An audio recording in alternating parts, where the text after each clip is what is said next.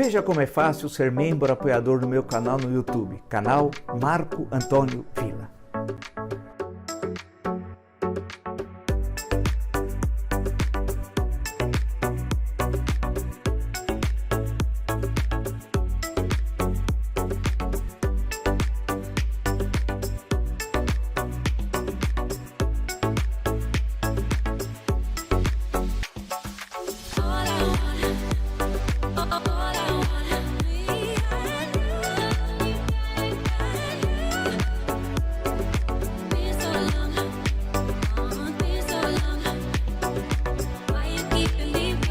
Olá, estamos começando o nosso encontro de hoje. Agradeço as mais de 650, estamos chegando a 658 mil inscritos e nos aproximando de 130 milhões de visualizações. Muito obrigado mesmo. Sempre digo, se você gosta do canal, do conteúdo, das lives, das entrevistas, da perspectiva que nós temos, analítica, crítica, propositiva, indique o canal uma amiga, uma amiga. É muito fácil, canal do YouTube, Marco Antônio Villa, diga para ativar as notificações, coloque like no que vocês gostaram e utilize, como vocês muito bem fazem, a página dos comentários. Lembro também que você pode ser apoiador do canal, membro apoiador do canal. É muito fácil, tem duas formas, você rapidamente escolhe uma delas e dessa forma, né, você fortalece o jornalismo independente, de qualidade, plural, republicano, democrático, em ano tão importante como esse de 2022. No Twitter vocês podem me seguir pelo Villa Marco Villa, Instagram @Marco Antônio Villa Oficial. Na plataforma de cursos, vocês podem consultar, tem 3 cursos sendo oferecidos, www.cursovilla.com.br, e quando dá tempo também lá no TikTok, no Marco Antônio Villa Oficial. Bem, vamos lá então, eu estava vendo aqui eu queria primeiro dar um apanhado geral sobre algumas questões para daí focar na questão que me parece aí a mais relevante ainda do dia, né? Que é uma questão que se estende já há uma semana, e eu vou explicar para vocês por que nós estamos tocando nesse ponto e por que me parece importante. Bem, primeiro eu queria eu tenho uma notícia estarrecedora. Ontem eu falei aqui, também disse no Jornal da Cultura, eu não sou vidente, né? Não estou no oráculo de Delfos, né? Nada disso, porém, é inacreditável. Eu tinha falado sobre a questão religiosa, falado, na verdade, sobre, imagina uma constituinte feita por esse Congresso, que fosse um Congresso Constituinte. Vocês imaginam onde nós estaríamos? Né? E aí eu fiz até uma brincadeira aqui, depois adaptei, fiz uma outra lá no Jornal da Cultura, porque a estrutura é outra, né? E falei, nós seríamos um estado, uma república teocrática aqui, só falta ter um ayatolá. Bem, eu podia até sugerir o pastor Mala, né, como nosso ayatolá. Brincando. Eu não sabia da tramitação, e agora, porque essa notícia saiu hoje, de tarde, no meio da tarde, né? Uma notícia pavorosa, né? É inacreditável. A Câmara vota urgência projeto que proíbe o uso da palavra Bíblia fora de contexto.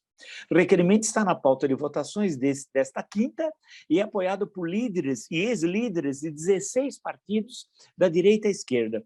A Câmara dos Deputados colocou como primeiro item da pauta votações dessa quinta-feira esse requerimento assinado por 16 partidos políticos pedindo tramitação em caráter de urgência projeto que proíbe e criminaliza o uso da palavra Bíblia e da expressão Bíblia Sagrada fora do contexto aceito pelas religiões. Vem o texto do projeto. Meu Deus! Fica terminantemente proibido os termos Bíblia ou Bíblia Sagrada em qualquer publicação, impressa ou eletrônica, de modo a dar sentido diferente dos textos consagrados há milênios, nos livros, capítulos e versículos utilizados pelas diversas religiões cristãs já existentes, seja católica, evangélica ou outras mais que se orientem por esse livro mundialmente lido e consagrado. Diz o primeiro artigo do projeto do deputado pastor Sargento Isidório, do Partido Avante da Bahia.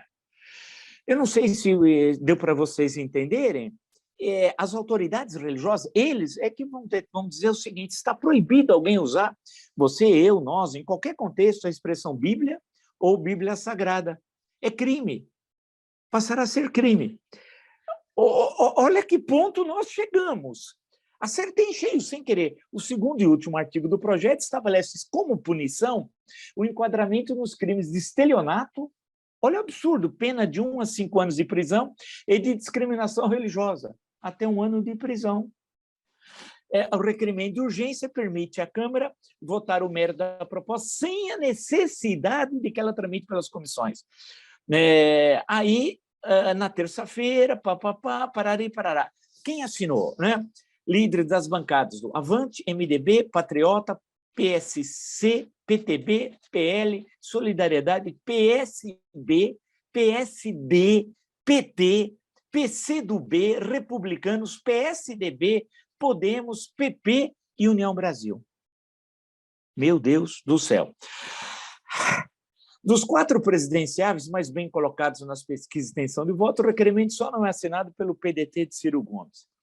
Aí ele tem na justificativa do projeto, ao delírio, né? E o sargento Isidório afirma que uma de suas motivações foi barrar a edição de uma Bíblia gay. Abre aspas. Veja o absurdo, há indício de que tal livro pretende tirar as referências que condenam o homossexualismo. Seria uma verdadeira heresia e total desrespeito às autoridades eclesiásticas. A ele é uma autoridade eclesiástica, tá?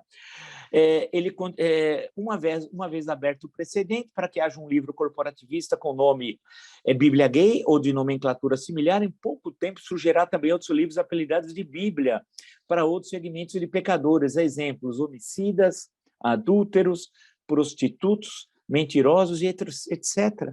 Ou seja, está na justificativa, livros chamados de Bíblia para livrar todo tipo de pecadores. 16 partidos, direita, centro, esquerda. Inacreditável.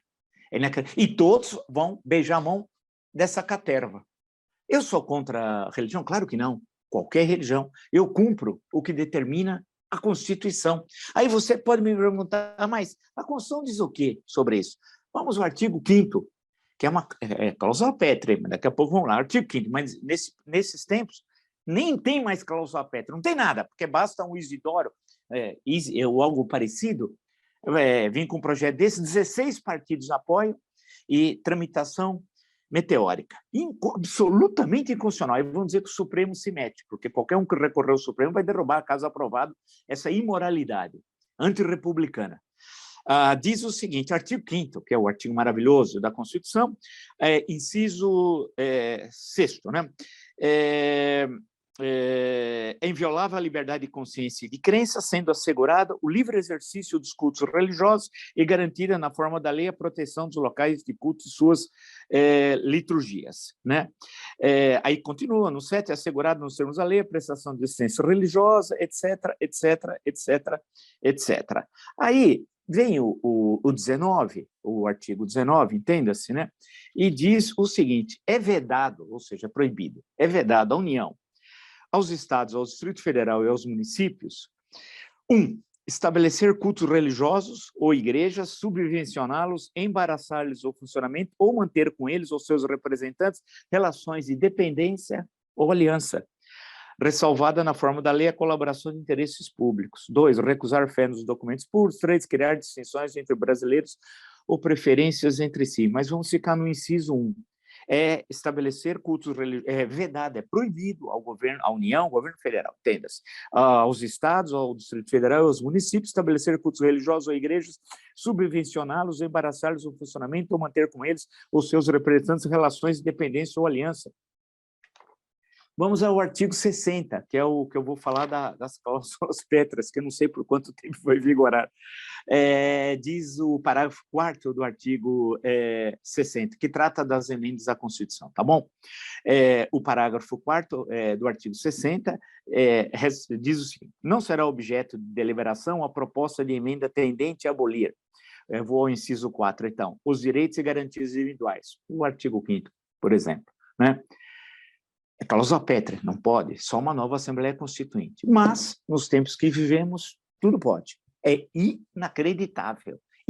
16 partidos, PT, PCdoB, partidos mais à direita, ao centro, à esquerda, mostra o quê? Todos são oportunistas. Aqui é um Estado laico. Ninguém, né? Onde já se viu proibir que você possa usar, e você pode pegar 5 anos de prisão a expressão Bíblia, ou Bíblia Sagrada. E na justificativa diz que ele está preocupado com a edição de uma Bíblia gay, e daí ele vai embora, né? E de outros tipos de pecadores. É inacreditável, e está em ritmo de urgência. Logo passa isso na Câmara e vai ao Senado. Não sei o que vai acontecer lá no Senado, provavelmente em ritmo de urgência, tem eleição, todo mundo quer o voto dessa caterva.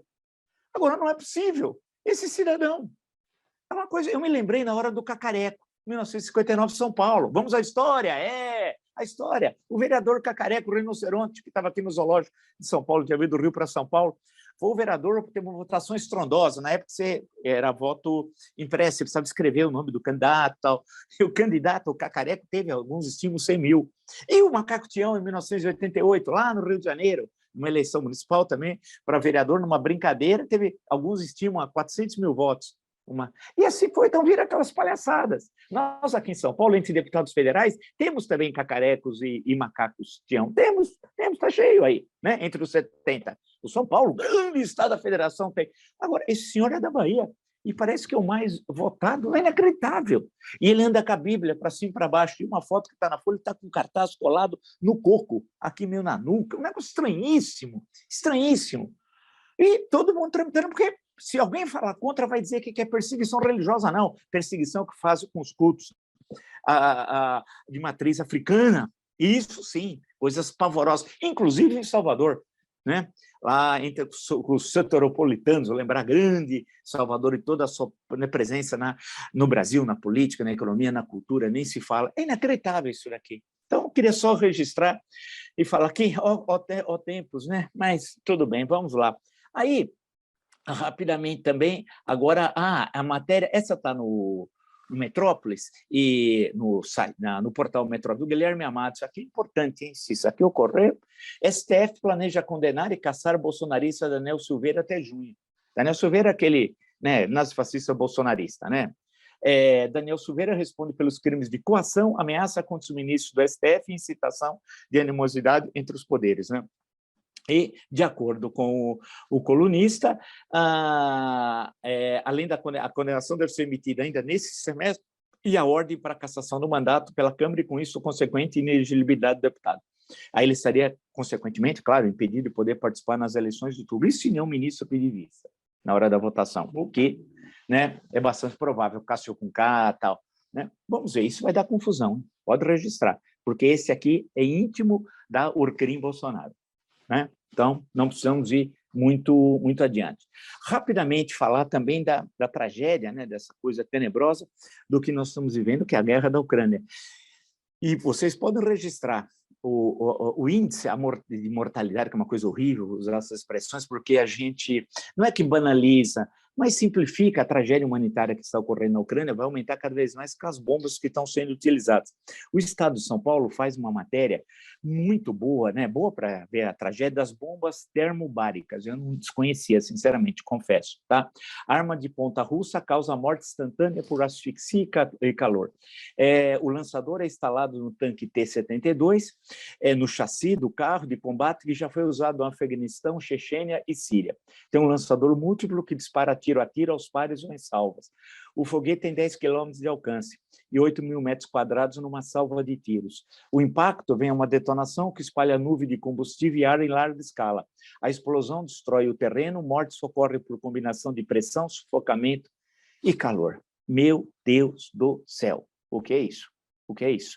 Então, nós vamos assistir todas essas cenas, que nada indica que nos próximos dias, ou até nas próximas semanas, pelo andar da carruagem, trágico até agora, vai ser interrompida a ação do carniceiro Vladimir Putin. É um negócio assim, mas inacreditável o que nós estamos lá assistindo. Né? E agora as ameaças, eu estou citando o Globo, Putin veta exportação de 200 itens, autoriza a nacionalização de empresas ocidentais e promete a russos resolver problemas. Está ocorrendo aquilo que eu já falei ontem aqui para vocês, né? E tinha na exposição que eu fiz, mostrando que a tendência era, eu também, mais uma coisa que eu tinha dito e bateu, a questão da disparada da inflação na Rússia, o rublo, vocês sabem, não vale mais nada, nem para fazer aviãozinho ou embarcaçãozinha quando chovia antigamente, não aquelas que as pessoas faziam eu fazia, quando os tempos eram outros, muito diferentes, na rua, tal, você punha lá e a água descia, etc, tal, e você punha fazer um barquinho de papel, né? A Bolsa Russa, basta ver como é que estão os títulos, né? A questão dos bancos, lembrar, fora do sistema de compensações, a questão dos oligarcas. Isso sim foi privataria, o que teve nos anos 90 na Rússia, o capitalismo mafioso e os bens congelados no Ocidente, e também as reservas monetárias também da Rússia, né? A desorganização econômica absoluta, a perda de mercados, satisfação política vai em cima. E agora ele está com essas medidas desesperadas, porque isso daqui é um absurdo o que ele está propondo. Porque na medida que você autoriza a nacionalização de empresas ocidentais e veta a exportação dos itens, o caos que você cria na economia do seu país. Porque os outros, depende de que país, eles conseguem, tem estoques reguladores em certo momento que dá para aguentar, ou podem ter diversificação de fornecedores, afinal não é só a Rússia que exporta, determinados, né, um conjunto muito grande de mercadorias, e nós estamos falando aí de bens primários, né, portanto você tem condições de substituí-los, e a médio prazo a Rússia vai perder todos esses mercados. Então o registro é o que nós já tínhamos dito aqui, e que está acontecendo. Isso daqui é um ato de desespero. E a resposta na Ucrânia, por parte dele, do carniceiro, Putin, vai ser a utilização dessas armas de destruição.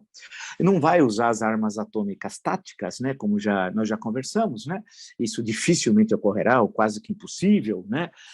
Mas essas outras armas permitidas de destruição, povo ucraniano. E o Bolsonaro continua apoiando o Putin. Deve também ser devidamente registrado. Agora, aí lembrar, né, a disparada da Petrobras dos preços da gasolina, do diesel, é inaceitável, inexplicável. Inexplicável. Porque é diferente dos anos 70, que teve os dois choques do petróleo e o Brasil importava 3/4 do petróleo que consumia. Não se reproduz, a situação é totalmente diferente. Naquele momento, chegou aqui no Brasil a ser obrigado a fechar os postos de gasolina sábado e domingo, e uma série de medidas que foram adotadas, né, pelos governos de então, porque você pegou o final do governo Médici e o governo Geisel, nos dois choques de petróleo, e aí foi aquele caos que nós tivemos aqui. Agora não, inclusive graças à ação da Petrobras, do pré-sal, de todo avanço científico. Já que falei de Petrobras, não custa lembrar que vem esse aumento assim fabuloso, né?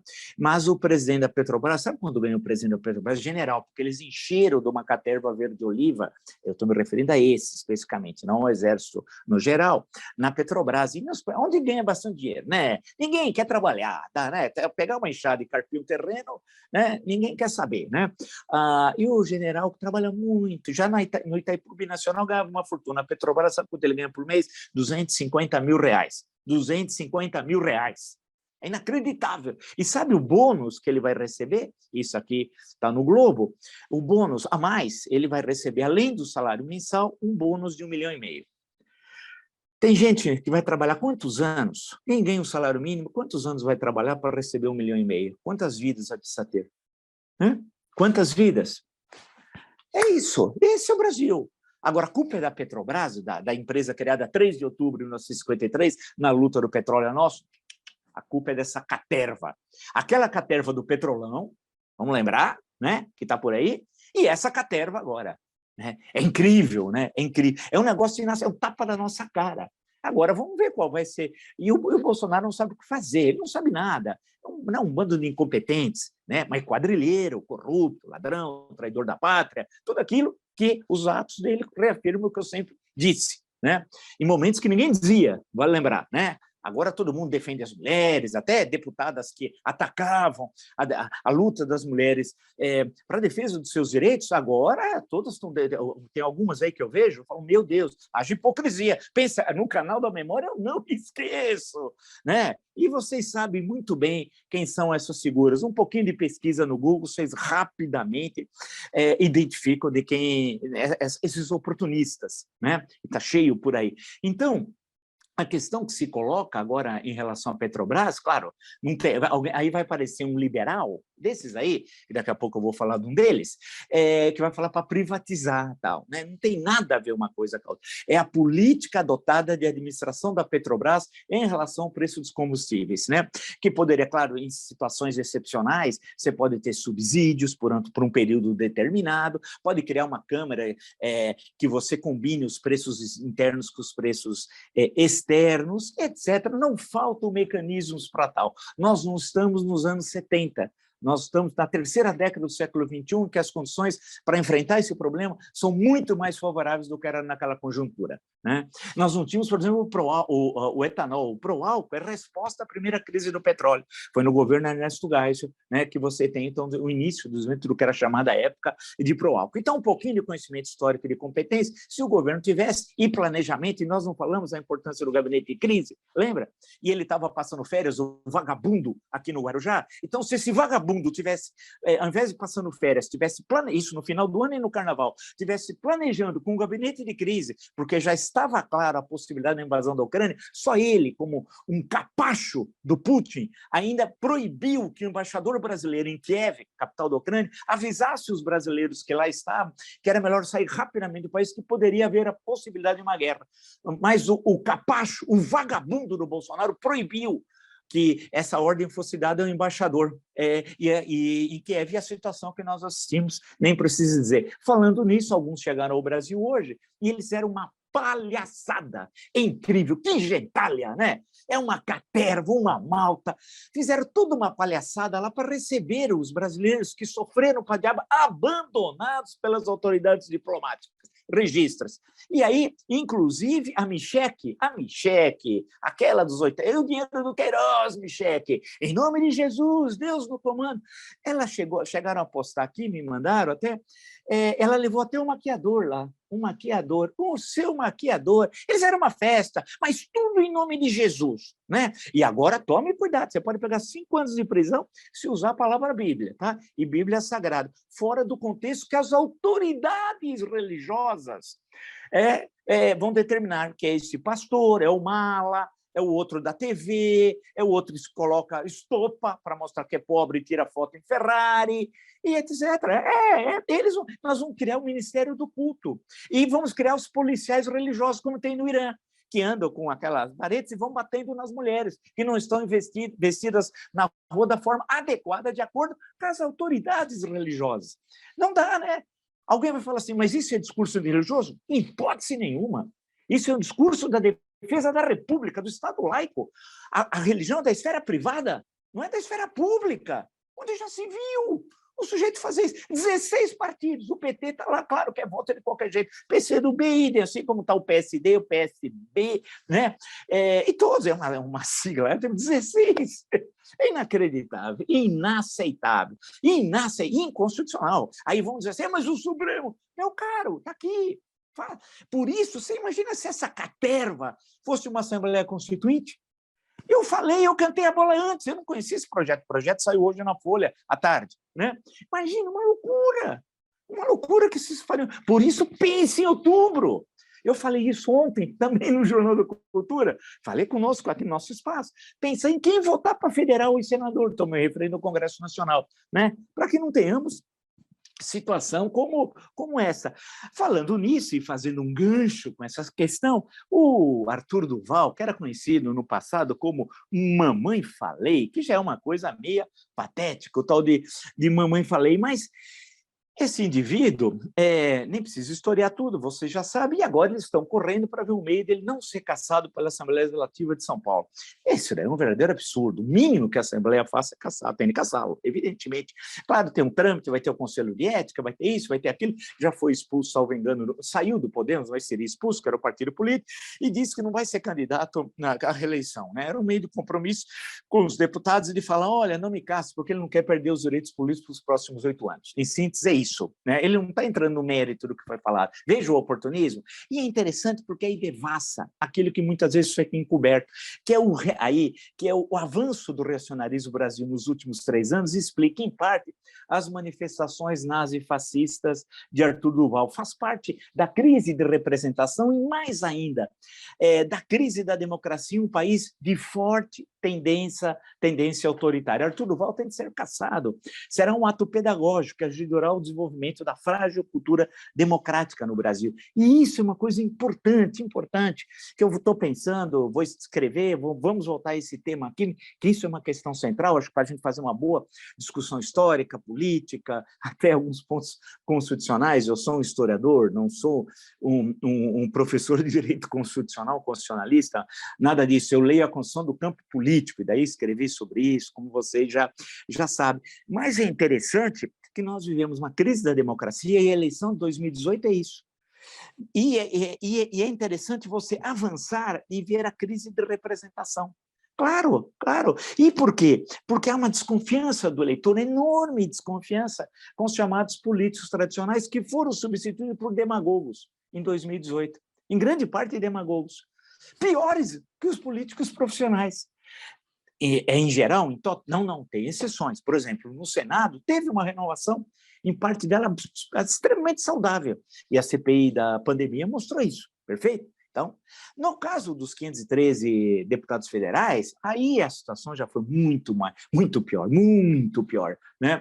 Porque é inacreditável a caterva que lá está e possibilita situações como essa, como eu citei anteriormente, desse projeto da Bíblia, que é um verdadeiro absurdo, ou seja, nós temos de ter uma discussão sobre isso, aprofundar o que aconteceu. E aí precisa uma análise histórica, sociológica, da antropologia política, passa pela filosofia política, etc. Há uma crise de liderança evidente no país, isso ninguém acho que pode questionar, basta ver a mediocridade de governadores, né, dos parlamentares, das assembleias legislativas, né, coisa horrorosa nos municípios, tal. Nós vivemos, creio eu, desde a promulgação da Carta de 88, o pior momento de representação da história, né, de 1988 até aqui, é esse que nós estamos vivendo. Vimos, estamos assistindo esse processo, né? Veja o episódio de Campina Grande, por exemplo, né? Nem vou detalhar, né? A sogra, tal, e coisas assim terríveis que você vê como é que funcionam as câmaras de vereadores, as assembleias legislativas. A de São Paulo, por exemplo, também não é um bom exemplo, né? Espero que agora ela cumpra, ela é a maior assembleia legislativa do país, em número de parlamentares, tá? Espero que ela cumpra agora as suas atribuições legais, porque quando aparece a assembleia, sempre é por uma coisa negativa. Na Assembleia de São Paulo, é compra de carros, é construção de mais um anexo, etc. Vamos ver se agora ela enfrenta essa questão que é fundamental para fortalecer a cultura política democrática do país, que é a cassação desse Arthur Duval. E ele manifesta algo, e eu já disse isso em outros encontros, e tenho visto também que essa discussão continua, por isso que é importante, nós voltamos ao tema, porque é uma questão permanente, ótimo, da gente ficar atento, não deixar o assunto esfriar, porque a estratégia é essa, você deixa esfriar, aí essa discussão não segue à frente. Não, ela tem de seguir à frente, porque é uma conjuntura. Claro que esse problema não é só do Brasil, mas no caso do Brasil, que tem uma tradição autoritária, é mais evidente ainda. Por isso que nós devíamos até rezar todo dia, pela manhã ou antes de dormir, eu sugiro 3 Ave-Marias, um Pai Nosso, um Salve Rainha, para os constituintes de 1987, 1988, porque graças a eles, aí que nós ainda estamos contendo o avanço do nazifascismo bolsonarista e de ideias, de projetos reacionaríssimos, que eu nunca imaginei na minha vida que eu poderia ver coisas como desse deputado baiano. E a Constituição, claro que vai rejeitar, porque quem é o guardião da Constituição? O último que fala sempre de acordo com o artigo 102, né? Na cabeça lá do artigo, é o Supremo Tribunal Federal, que vai derrubar, porque isso aqui é um absurdo, né? Mesmo lá o terrivelmente evangélico, por exemplo, o André Mendonça, meu caro, tem a Constituição, né? Não dá. Né? Você deve favores, por exemplo, a Michele, né? Aquela que no dia da indicação do André Mendonça, da aprovação do seu nome, teve um ataque, começou a falar Hana. Eu achei que era um código que ela estava conversando com o Queiroz, dizendo assim, pô, não era R$89 mil, era R$159 mil, você está me devendo, portanto, pague o resto, pague os 70 mil, eu não sei, devia ser um código, a língua do P, eu não sei, mas outros dizem que ela estava falando a questão do Espírito Santo, falando a língua dos anjos, aí, coisa do Espírito Santo, né? Pode ser, ela estava falando com quem, né? Só com Asmodeu? Né? Deve ser, né? Porque essa caterva representa o quê? É um negócio absurdo. Essas cenas, daqui a alguns anos, quando o Brasil voltar a ser Brasil, as pessoas vão ter vergonha. Como, quando você vê certos momentos políticos da história do século XX brasileiro, a gente tem vergonha. Né? Coisas bárbaras. O Tribunal de Segurança Nacional da ditadura Vargas, tem coisas inacreditáveis. O juiz já chegava com a sentença pronta antes do advogado defender o seu cliente. Então, tem coisas que falta estudar isso daí, eu até cito em alguns livros meus, tem uma dissertação de mestrado muito boa, de muitos anos atrás, sobre isso. Se quiserem, um dia até eu faço referência a isso, mas é o que devia ter trabalhado, porque os arquivos estão antes que destroem, né? Porque aqui nós temos a mania de queimar arquivos. Então, é um país, nós temos um país autoritário, arbitrário. Então, e a Constituição, meu Deus, essa Constituição é uma referência para muitos países, viu? Depois da sua promulgação, a influência que ela tem no constitucionalismo mundial democrático, entenda-se.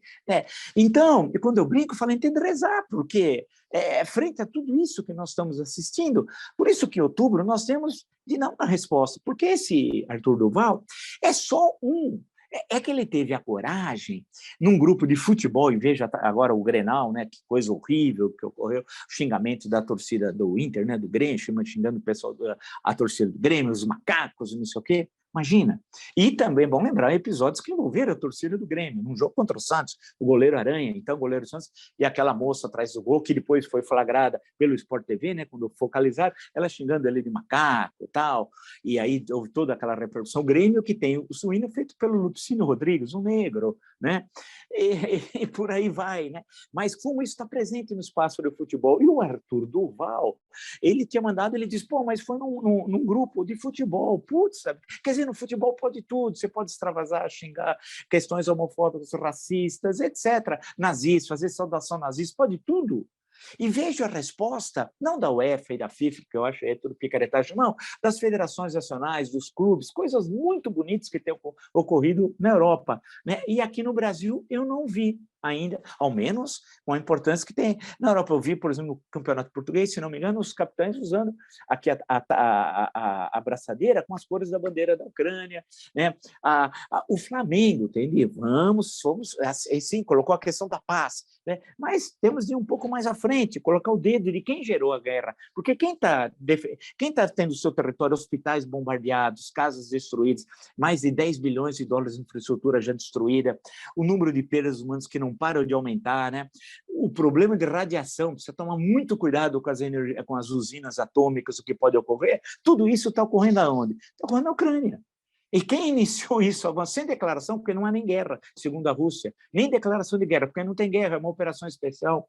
Então, tudo isso está ocorrendo e o Brasil está tendo uma posição muito pouco incisiva. Alguns agora estão até mudando, vamos ver o que vai acontecer, mas esse rapaz que lá esteve, não vou chamar de rapaz, porque com 35 anos, ele diz que tem 35 anos, ele é homem, tá, ele é jovem, tá, e ele é muito impulsivo, e ele estava muito entusiasmado de ver aquela fila de refugiadas, né? E que ele comparou às baladas de São Paulo. Então, ele não entende o que é vulnerabilidade, ele não entende o que é uma guerra, ele não entendeu nada do que está ocorrendo, mas ele representa, e eu falei aqui, agora eu vi outros falando, fico satisfeito, aqui não tenho o monopólio disso, longe disso, mas é de pegar esse importe na sociedade brasileira, que não é lá a classe, antigamente nós chamamos de classe operária, os deserdados da terra, para lembrar os condenados da terra, se quiserem um clássico, né, que agora virou, as pessoas estão lendo agora aqui, pô, a minha geração leu há 40 anos atrás e a gente debatia em sala de aula, né? O Fanon, François Fanon. Agora está visto como novidade. Nós somos um país fantástico. Mas essa faixa intermediária, que nem são lá o Luz de Abarro, para lembrar um clássico do Mariano Azuelo, um romance da Revolução Mexicana famoso, importante, né? Eu começo a me lembrar dos meus estudos, eu devo muito do que eu aprendi ao México e lendo sobre o México. Nem é o Los de Abarro, né? Não estamos falando desses aqui, mas também não é as várias frações da classe dominante. É um momento intermediário, um ponto superior da pequena burguesia e frações das classes médias no plural, né? E que tem esse tipo de pensamento. E ele simplesmente se sentiu no grupo liberto para dizer o que ele sempre achava. E aí não teve vergonha, porque não tinha nenhum mecanismo, aí vamos, uma psicologia barata minha, nenhum mecanismo de contenção, né? E nenhum superego, alguma coisa do gênero, e que ele falou tudo o que ele achava, e que ele falaria no campo de futebol. Né? Por exemplo, se tivesse uma bandeirinha mulher, uma juíza mulher, coisas do gênero, como a gente, infelizmente, assiste. Né? Então, nós temos que enfrentar essas são as tarefas para uma cultura democrática no país, para enraizar essa plantinha tão frágil, a democracia, como dizia Otávio Mangabeira. Né? É isso. Agora, mas é o contrário. Olha, e esse é um baiano, hein? Um deputado federal pela Bahia. Não sei se ele nasceu na Bahia. Eu estou lembrando Otávio Mangabeira, que foi governador da Bahia, né? No pós-guerra. Que vem com essa coisa com um verdadeiro absurdo. Você acha que essa é uma questão que fortalece a democracia, rompe a Constituição, o Estado laico, impõe uma ditadura teocrática das autoridades religiosas, que é ele e os outros Zé Manés aí? Então, o que é isso? Onde nós estamos? Né? Alto lá, né? Alto lá. É isso, né? É isso. Se você gostou desse e de tantos outros encontros e está inscrito no meu canal, indique o meu canal a um amigo, um amigo. Só mais isso, estão chegando a 658 mil. Canal do YouTube, Marco Antônio Villa, diga para ativar o sininho com suas notificações, coloque o like no que vocês gostarem e utilize, como vocês muito bem fazem, aí a página dos comentários, e é muito legal, eu gosto muito das questões que você destaca, falo, lembro, que são essenciais em um bom debate, um debate de nível, né? Destaco também que você pode ser membro apoiador do canal. Como é que você pode apoiar o canal além de estar inscrito? De duas formas, nós explicamos muito rapidamente, né? E aí você opta por uma ou por outra e passa a apoiar o canal, fortalecendo o jornalismo independente, de qualidade, plural, republicano, democrático, em um ano tão importante como o ano de 2022. No Twitter, pode me seguir pelo Vila Marco Villa, Instagram, @Marco Antônio Villa Oficial, na plataforma de curso, www.cursos.com.br, vocês têm 3 cursos que lá são oferecidos, e finalmente no TikTok, você, quando é possível, agora com mais calma na semana que vem, porque eu estou terminando uns textos aí, participando em congressos, participar de vários debates, mas aí vamos ter um pouquinho, acho que mais de tempo, mas já tem alguns vídeos também lá no TikTok, Marco Antônio Villa Oficial. Nos encontramos amanhã. Até!